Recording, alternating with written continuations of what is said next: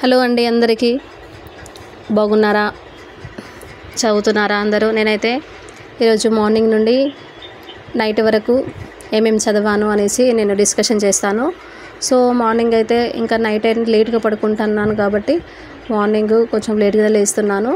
So ఇంకా first of all అయితే fresh up అయిపోయి టిఫిన్ చేసిన తర్వాత ఫస్ట్ కంప్యూటర్ అవేర్నెస్ అని అయితే స్టార్ట్ చేశాను.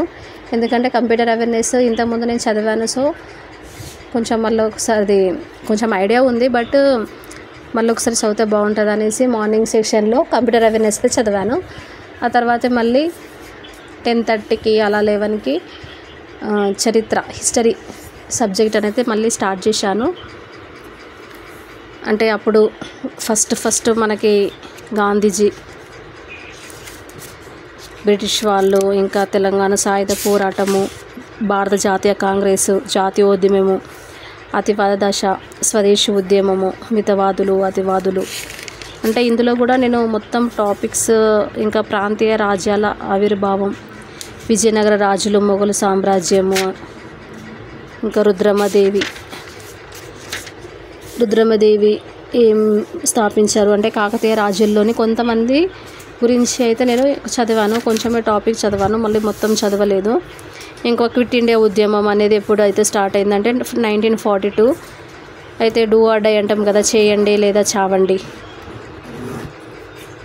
ఇంకా శాసనోల్లంఘన ఉద్యమము అంటే ఉప్పు సత్యాగ్రహం అంటాం. ఇది 1930 నుండి 32. ఇంకా మొదటి ప్రపంచ యుద్ధం, రెండవ ప్రపంచ యుద్ధం, మొదటి ప్రపంచ యుద్ధం 1914 నుండి 1919 వరకు స్టార్ట్ అయింది. రెండవ ప్రపంచ యుద్ధం 1939 to 1949 వరకు. ఇంకా ముస్లిం లీగ్, ఈ యొక్క ముస్లిం లీగ్లో అసలు ఎవరు తీసుకొని వచ్చారు, ఇంకా పాకిస్తాను తీర్మానము, దేశ ప్రజలకు ఎవరు ప్రాధాన్యత వహిస్తారు, ఇక్కడ వరకు అయితే కొన్ని టాపిక్స్ అయితే చదివాను నేను. జాతీయోద్యమము మళ్ళీ దశ 1919, 1947, 1947. ఇంకా వచ్చేసి ఖిలాఫత్ ఆందోళన, సహాయ నిరాకరణ ఉద్యమము, ఇలా టాపిక్స్ చదివాను. ఇంకా వచ్చేసి ఈరోజు అయితే నేను మ్యాథమెటిక్స్ వచ్చేసి ఏం చేశానంటే జామెట్రీ అంటాం కదా, తెలుగులో అయితే రేఖాగణితం అంటాం. అందులో ఇంకా మనకి రెండు బిందువులు P(x1, y1, Q(x2, y2) మధ్య దూరము వచ్చినప్పుడు మనకి formula x2 - x1 whole square plus y2 - y1 whole square అంటే root of x2 - x1 whole square plus y2 - y1 whole square. ఇంకా వచ్చేసి ఇంకా y అక్షంకు సమాంతరంగా ఉండి x1, y1 మరియు x2, y2 బిందువుల మధ్య దూరము model of y2 - y1. x అక్షంకు అన్నప్పుడు x2 - x1. ఇంగ్లీష్లో అప్పుడు అంటే ఇది తెలుగు మీడియం కాబట్టి ఇలా నేను తెలుగులోనే చెప్తున్నాను.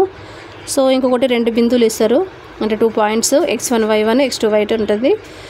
అప్పుడు మరి రేఖా కాండం యొక్క మధ్య బిందువు అంటే అప్పుడు మనము x1 + x2/2, y1 + y2/2.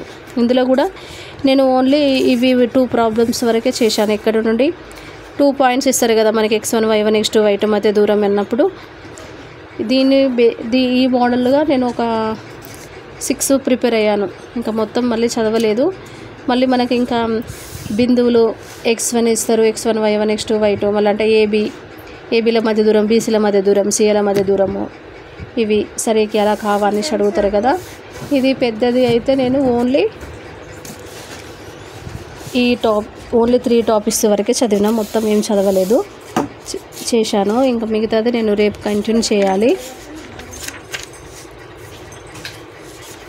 ఎందుకంటే కొంచెమన్నా డైలీ మ్యాథమెటిక్స్ కొంచెమన్నా ఒక ఫార్ములా అయినా చూస్తుంటే కొంచెము ఇంట్రెస్ట్ వస్తుంది. ఇక మొత్తమే చదవలేకపోతే సరళరేఖ వాళ్ళు m = y2 - y1/x2 - x1 అంటాం కదా, ఈ ఫార్ములా.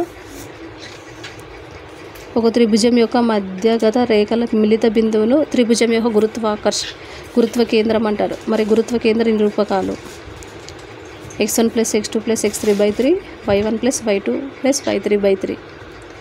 ఇంకా బిందువులు అంటే కొన్ని పాయింట్స్ ఇస్తారు కదా, x1, y1, x2, y2, x3, y3 ఇచ్చినప్పుడు ఏర్పడే త్రిభుజ వైశాల్యము. దీని ఫార్ములా వచ్చేసి x1 y2 minus of x1 of y2 minus y3 plus x2 of y3 minus y1 plus x3 of y1 minus y2. Formula అనేది చాలా ఇంపార్టెంట్.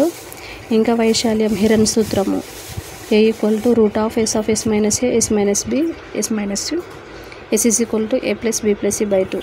అంటే ఏబీసీలు triangle ABC యొక్క భుజాలు. ఇదండి ఫార్ములాస్. ఈరోజు అయితే నేను ఏదైతే నేర్చుకున్నాను అంటే ఈరోజు అయితే నేను ఏం చదవాను అంటే జస్ట్ డిస్కషన్ ఓన్లీ, అంటే ఒక టైం టేబుల్, ఒక ప్లానింగ్ లాగా.